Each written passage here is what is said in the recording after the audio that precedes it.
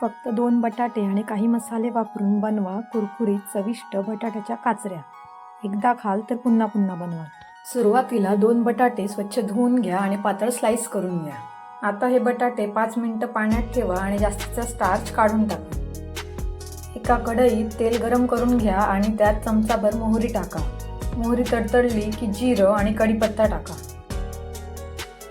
आता यात पातळ कापलेले बटाट्याचे काप टाका आणि परतून घ्या.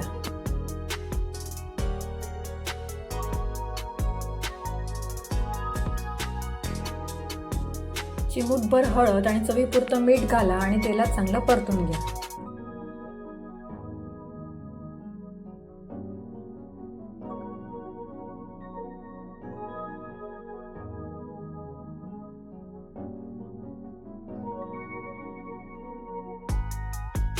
आता यात लाल मिरची पावडर, धणेजिरा पावडर आणि घरगुती गरम मसाला घालून छान मिक्स करून घ्या.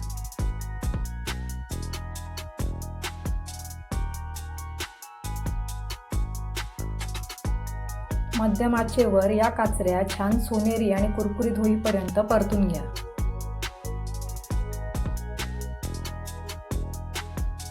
वरून थोडीशी कोथिंबीर घाला आणि तयार आहेत आपल्या गरमागरम कुरकुरीत आणि एकदम चविष्ट अशा बटाट्याच्या काचऱ्या.